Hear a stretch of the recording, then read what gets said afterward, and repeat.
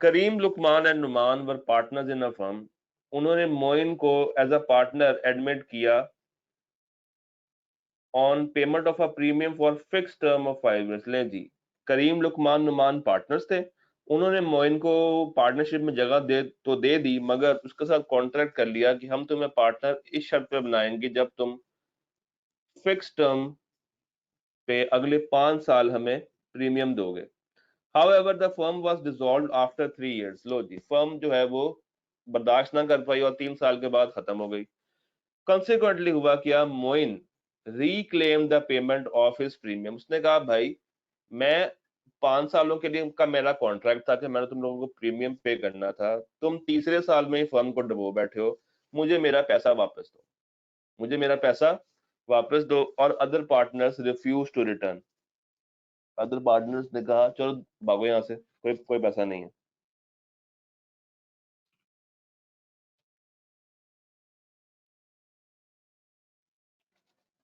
तो क्या आपको लगता है कि मोइन को पैसा वापस मिलना चाहिए?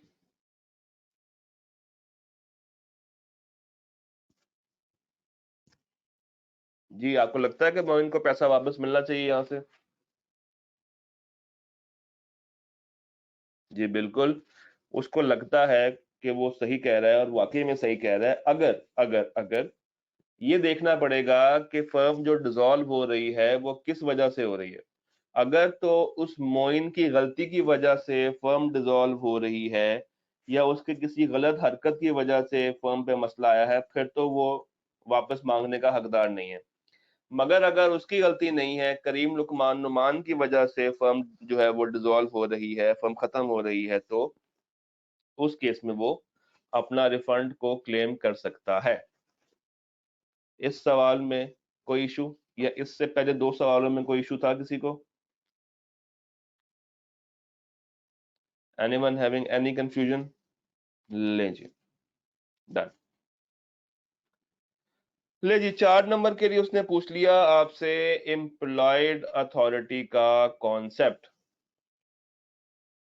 तो एम्प्लॉयड अथॉरिटी में आपको याद होगा हमने एक लिस्ट पढ़ी थी कि कौन कौन से एक्ट्स आप नहीं कर सकते, कौन कौन से एक्ट्स आप नहीं कर सकते। वो लिस्ट आप लोगों ने यहाँ पे 4 नंबर के लिए कॉपी पेस्ट कर देनी है। इसमें तो कोई किसी किस्म का भी डाउट नहीं होना चाहिए। डन। ले जी, समीर, फौजिया, सौलत पार्टनर्स हैं। फौजिया ने ट्रांसफर कर दिया अपना इंटरेस्ट अपने बेटे आदिल को, मगर क्या उन्होंने ये बताया कि आदिल यहाँ पे कौन है, माइनर है या नहीं?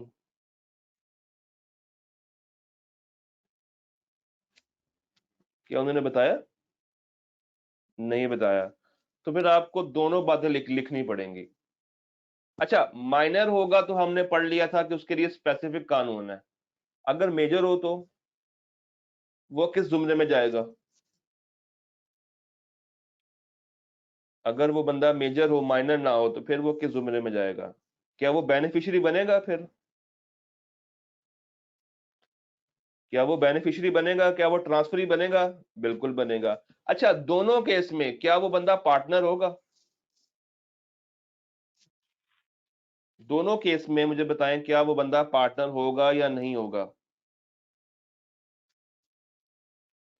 तो आपने क्या बताना है, उसके राइट्स और उसके रिस्ट्रिक्शंस। तो आप ऐसा करोगे कि चूंकि सवाल ने मेंशन नहीं किया कि ये आदिल माइनर है, आप पहले ट्रांसफरी के राइट्स बताओगे और फिर माइनर के राइट्स और रिस्ट्रिक्शंस बताओगे।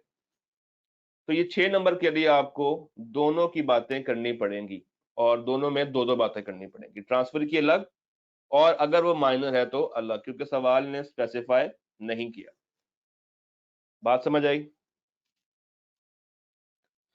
उजैर, वकार, वहीद पार्टनर्स हैं, और ये चाहता है कि वो अपना नेफ्यू यावर जो कि 17 साल का है वो बतौर पार्टनर लेकर आए। हाँ जी, माइनर आ गया।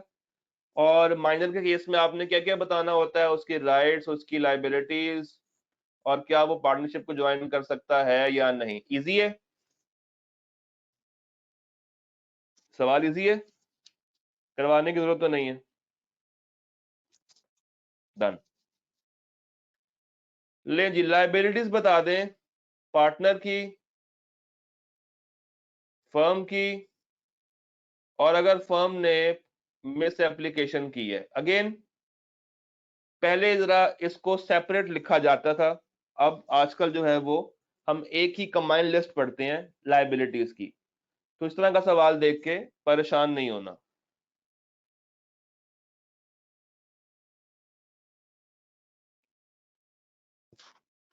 हमें पता है कि अगर फर्म कुछ बुरा करती है तो पार्टनर्स, चूंकि फर्म के एजेंट होते हैं, वो जॉइंटली एंड सेवरली लायबल होंगे, ये चीज हमने पढ़ी है। अगर पार्टनर्स ने कोई गलत हरकत की है तो फर्म भी जॉइंटली और सेवरली लायबल होगी थर्ड पार्टी की। आगे चलते हैं, ये सवाल देखने वाला है। अच्छा, क्या कह रहा है? वो कह रहा है Wasim and Xavier are partners in trading business. Yasin was admitted in the partnership firm for 5 years on the payment of premium. After 2 years of successful operations, the firm was dissolved. Firm को dissolve कर दिया गया. Yasin claimed refund of premium paid by him on admission as a partner. यास क्या वो entitled है? इस तरह का सवाल अभी करके नहीं आए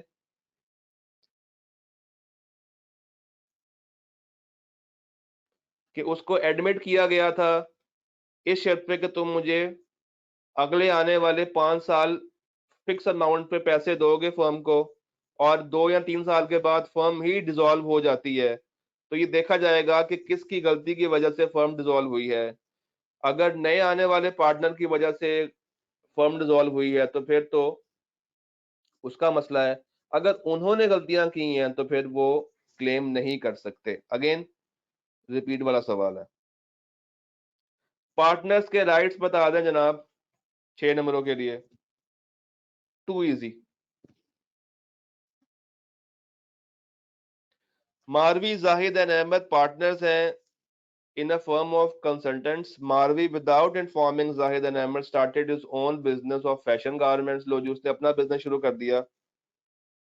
अब जब जाहिद और अहमद को पता चला तो उसने उसको पार्टनरशिप से एक्सपेल कर दिया, निकाल दिया।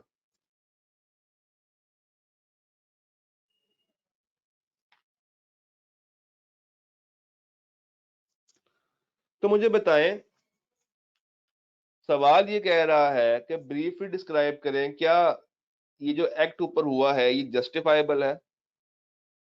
क्या ये एक्ट जस्टिफाइबल है? क्या इन्होंने कहीं ये बताया था कि मारवी जाहिद अहमद का फैशन का कोई अपना फर्म का बिजनेस चल रहा है? नहीं बताया। उनकी अपनी फर्म किन की है? कंसल्टेंट्स की। उनकी अपनी फर्म तो कंसल्टेंट्स की, और हमें ये पता है कि हम किसी को कारोबार करने से नहीं रोक सकते, और यहाँ पे कोई गुडविल वाला मामला भी नहीं था।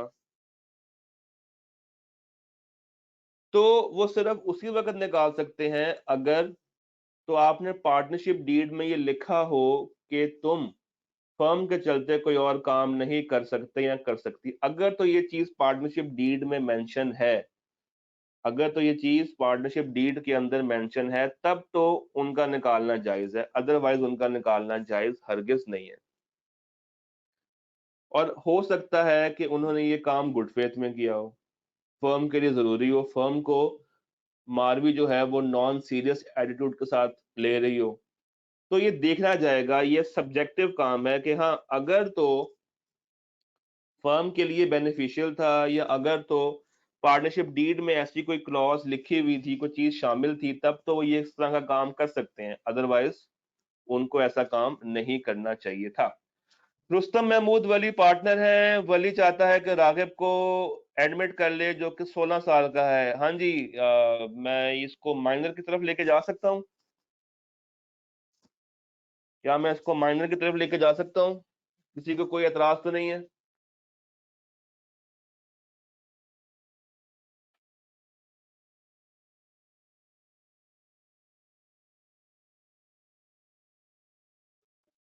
मुझे बताएं, जो पैसा है वो डेथ के बाद अगर दिया जाए, अगर डेथ के बाद नुकसान हो, तो क्या फिर उसकी स्टेट लायबल होगी?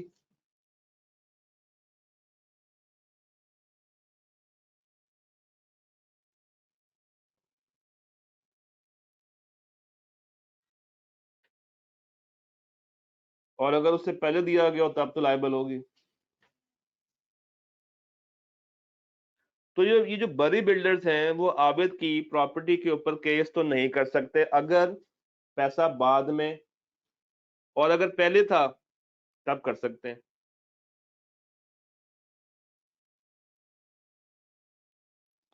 डेथ के केस में हमने याद करो एक चीज पढ़ी थी एस्टॉपल और होल्डिंग आउट में, उसमें एक एक्सेप्शन थी डेथ वाली।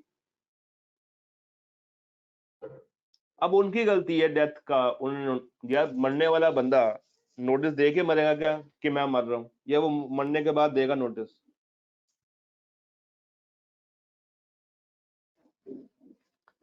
भाई मरने वाला बंदा, एक बंदा मर चुका है, क्या वो मरने के बाद आकर नोटिस देगा?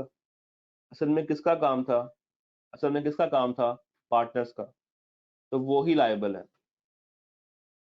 बस देखा ही जाएगा कि क्या उस मरे हुए आदमी की जिंदगी में अगर ये हुआ है तब तो उसकी स्टेट लायबल होगी, अदरवाइज उसकी स्टेट लायबल नहीं होगी। हाँ, वो पार्टनर्स तो लायबल होंगे क्योंकि उनकी गलती है, उन्होंने नोटिस नहीं दिया। सवाल ऑटम 20, क्वेश्चन नंबर 5 था, और आप देखें 7 मार्क्स के लिए उसने थ्योरेटिकल पोर्शन को डिस्कस किया। 3 नंबर ऊपर, 4 नंबर नीचे, और 3 नंबर के एमसीक्यूज होंगे डेफिनेटली। वो कहता है कि Saeed, Mona and Burhan are engaged in partnership business. On 26 March they admitted Laila, ले जी वो नए पार्टनर को लेकर आ गए हैं, on her 17th birthday. Okay, यानी कि लैला कौन है? Laila is minor. लैला तो माइनर निकल आई, और उन्होंने उसको पार्टनरशिप के बेनिफिट्स में ऐड कर लिया। लैला जो है वो असल में है कौन? वो इस पार्टनर की यानी कि मोना की नीस है। 20 अप्रैल, Laila became aware of her admittance to the partnership of business. On acquiring the knowledge, she immediately gave notice to Saeed, Mona, and Burhan that she intends to be their partner.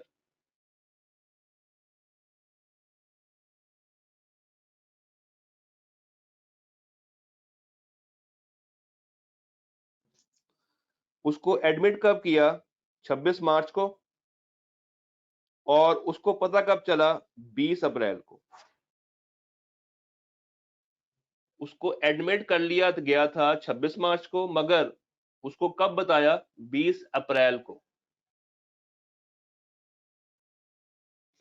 तो जैसे ही उसको पता चला कि वो अब इस firm की पार्टनर तो खैर नहीं है, मगर वो बेनिफिट्स ले रही है पार्टनरशिप वाले, तो उसने इमीडिएटली नोटिस दे दिया सईद, मोना और बुरहान को कि वो इंटेंशन रखती है कि वो पार्टनर बन जाए। अभी वो है 17 साल की। अभी वो है 17 साल की।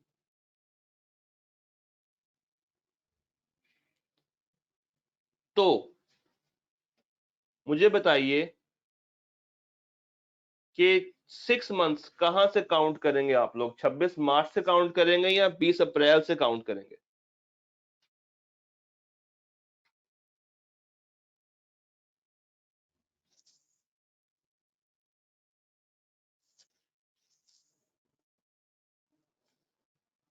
देखें, उसकी डेट ऑफ बर्थ क्या है? उसकी डेट ऑफ बर्थ क्या है? डेट ऑफ बर्थ है 26 मार्च 2019, यानी कि 26 मार्च है। ठीक। और वो है 17 साल की। वो है 17 साल की।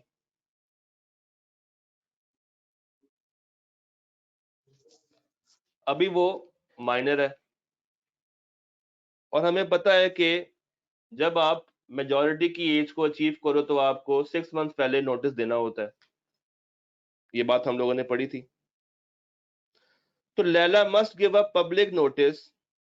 उसको पब्लिक नोटिस देना है, उसने सिर्फ इनको नहीं बताना, उसने पब्लिक नोटिस देना है। पहली बात तो ये।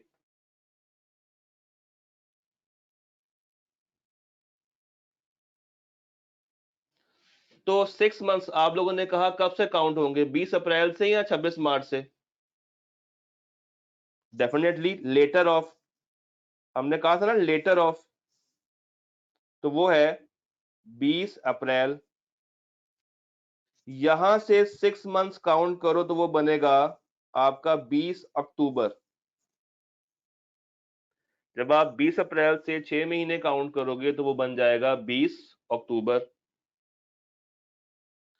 तो 20 अक्टूबर वाले दिन उसने, यानी कि उस दिन तक उसने पब्लिक नोटिस देना है कि भाई उसने पार्टनर बनना है या नहीं बनना।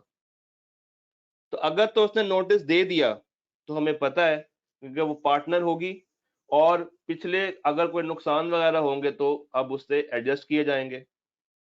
और अगर वो नोटिस नहीं देती तो फिर शेयर ऑफ प्रॉफिट तो मिलना बंद हो जाएगा, मगर जो एसेट्स में उसका हिस्सा होगा वो उसको मिल जाएगा। और अगर वो पार्टनर बन जाती है तो अब वो लायबल भी होगी थर्ड पार्टीज को। कब से? इस डेट से, जब उसको एडमिट किया गया था, जब उसको एडमिट कर लिया गया था तब से वो लायबल होगी। तो अगेन सवाल ने आपको दो डेट्स के दरमियान कंफ्यूज किया। सवाल समझ आया? सवाल मजे का है। और हमें पता है कि 6 मंथ्स की कैलकुलेशन वो लेटर ऑफ से होती है।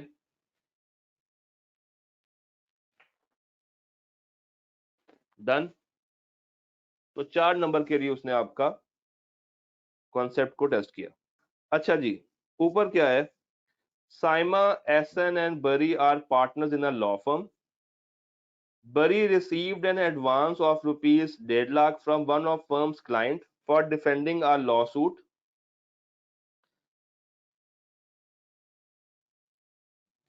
Bari, without proceeding on client's request and informing the other partners about the receipt of the amount, utilized the money for personal use. लो जी, वो कह रहे हैं एक लॉ फर्म है, लॉयर्स की एक फर्म है जहां पे 3 पार्टनर्स हैं, साइमा, एसन और बरी।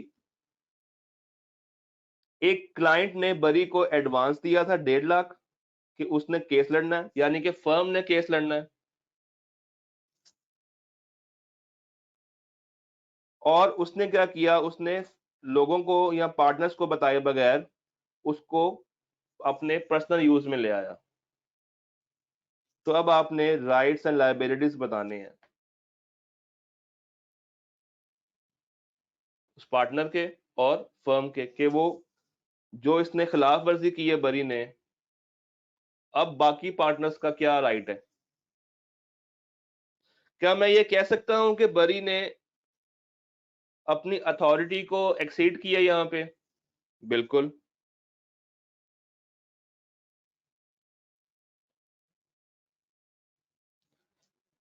मगर उसने कब अपनी अथॉरिटी को एक्सीड किया? जब उसने पैसा पर्सनल यूज में लगाया। क्या बरी पैसे ले सकता था? क्या ये उसकी इम्प्लाइड अथॉरिटी थी कि वो क्लाइंट से पैसे ले? बिल्कुल उसकी अथॉरिटी तो थी, मगर उसकी अथॉरिटी ये नहीं थी कि वो उसको अपने पर्सनल यूज में ले आए। उसकी अथॉरिटी ये नहीं थी कि वो उसको अपने पर्सनल यूज में ले आए।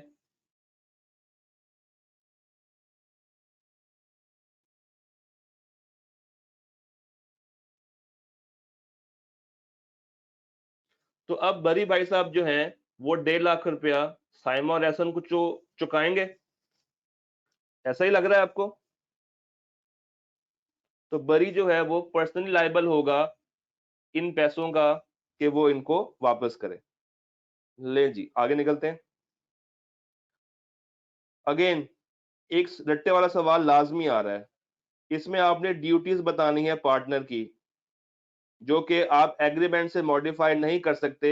और ऐसा ही सवाल अभी हम 2 स्लाइडें पीछे देख के आए हैं। सवाल सेम लग रहा है ना?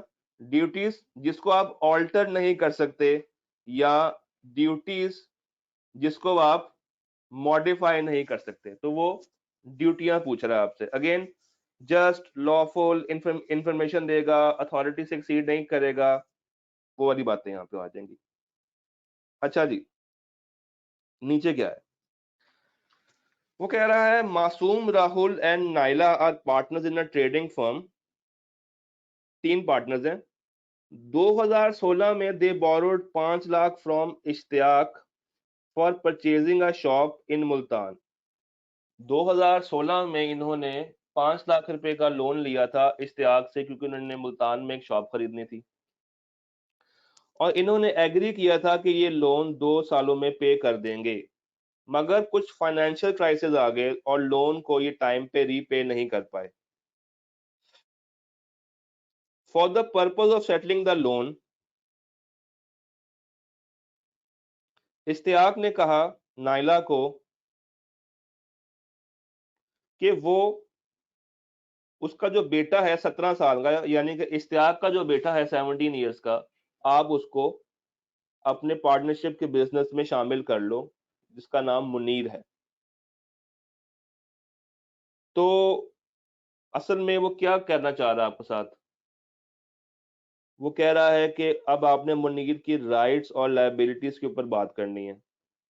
तो मैं ये कह सकता हूं कि वो माइनर के राइट्स और लायबिलिटीज के ऊपर सवाल पूछ रहा है हमसे। उसने इतनी कहानी बनाई है, असल में बात क्या क्या पूछी है कि भाई माइनर के राइट्स और लायबिलिटीज बता दो। तो 4 नंबरों के लिए आप बता देंगे माइनर के राइट्स और माइनर की liabilities.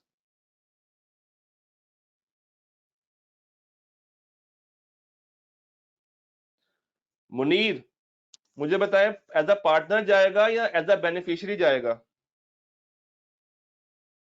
Munir as a partner जाएगा फर्म में या एज अ बेनिफिशियरी जाएगा फर्म में? एज अ बेनिफिशियरी जाएगा फर्म में, बिल्कुल। अच्छा जी, नीचे देखते हैं। Aftab, Rehan and Bali were partners in a law firm. Partnership deed among the other things provided that the profit or loss would be shared equally among the partners. The firm continued its business for many years with Aftab receiving 50% share in the net profit और बाकी 25-25% दोनों को जाता था, यानी कि आफाक 50% का मालिक था, रेहान और बाली 25-25 के मालिक थे, और इसी रेशो में प्रॉफिट लॉस भी जाता था। अब हुआ ये था कि जब ये लॉ फर्म बनी तो ये एग्रीमेंट हुआ था 50-25-25 का। ठीक है, 50% पैसा आफ्ताब का है, 25-25% पैसा रेहान और बाली का है। मगर डीड में लिखा हुआ था कि जो प्रॉफिट लॉस आएगा वो हम इक्वली शेयर करेंगे। मगर हुआ क्या कि वो कैपिटल की परसेंटेज पे शेयर करना शुरू हो गए। बाद में कुछ इख्तलाफ हुआ और दोनों ने मिलके सूट फाइल कर दिया आफ्ताब के अगेंस्ट के अब उनको वो पिछला प्रॉफिट चाहिए जो कि इसने धोखे से लिया।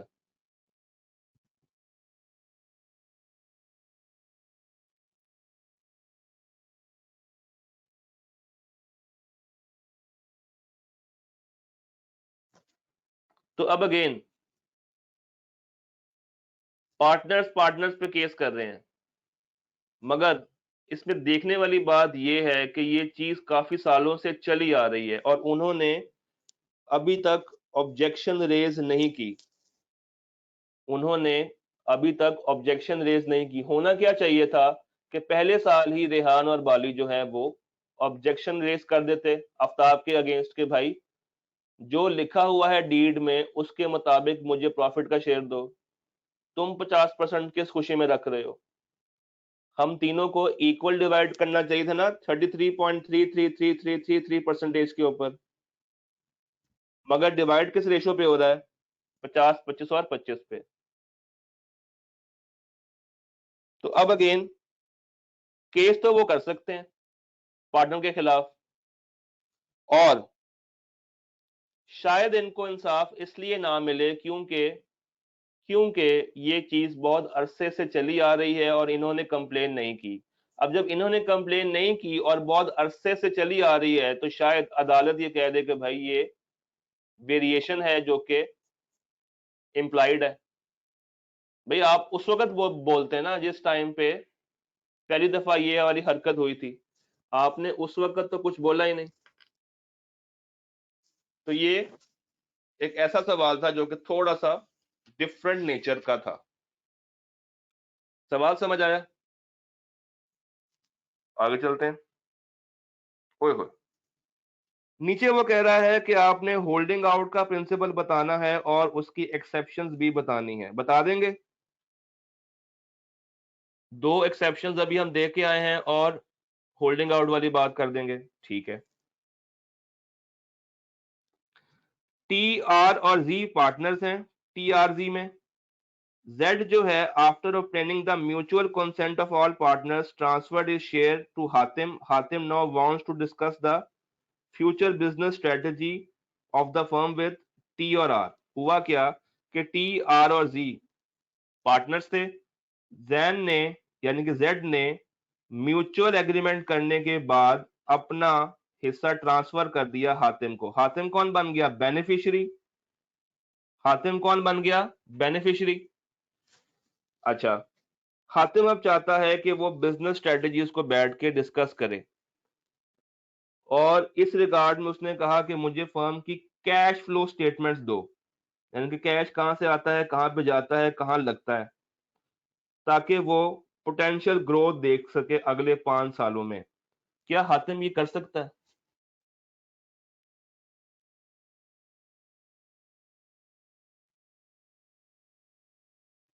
कि हातिम को ये हक हासिल हो गया है कि हातिम पार्टनर है?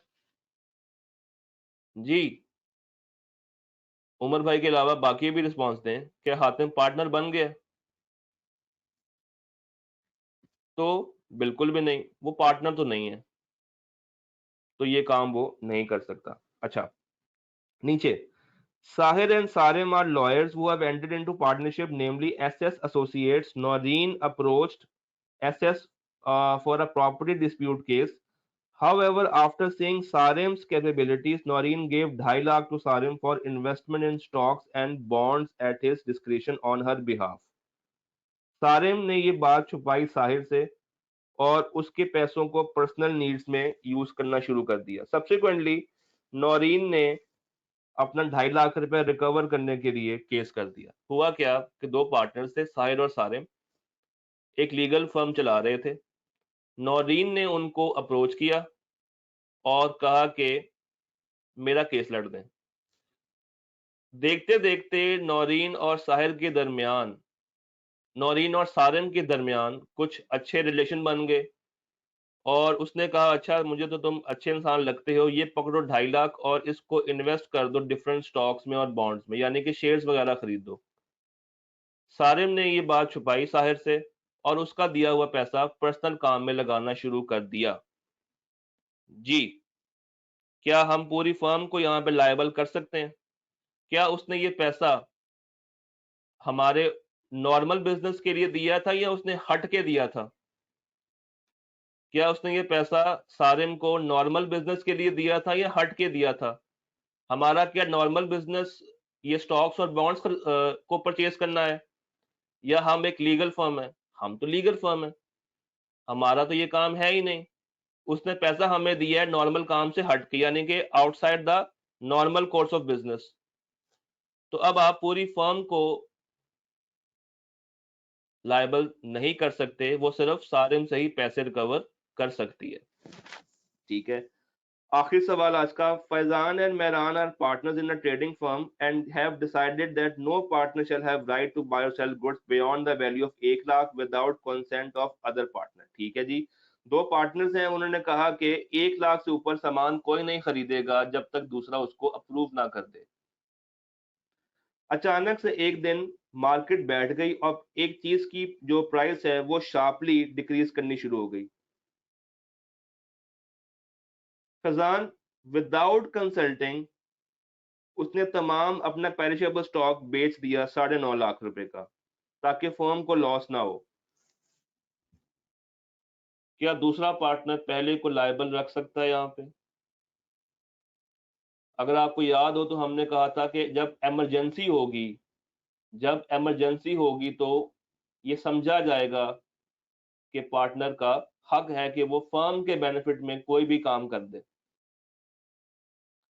तो एक पार्टनर की अथॉरिटी होती है टू एक्ट इन इमरजेंसी, और आप गौर से देखें तो सडन क्राइसिस आया था और प्राइसेस शार्पली कम ज्यादा हो रही थी, तो उसने अपना पेरिशेबल स्टॉक यानी कि वो स्टॉक जो कि खराब हो रहा था उसको बेच दिया। तो उसने फर्म के बेनिफिट के लिए काम किया है। फैजान उसको रिस्पॉन्सिबल नहीं रख सकता क्योंकि उसके पास जवाब होगा कि भाई मैंने तो फर्म के बेनिफिट के लिए काम किया।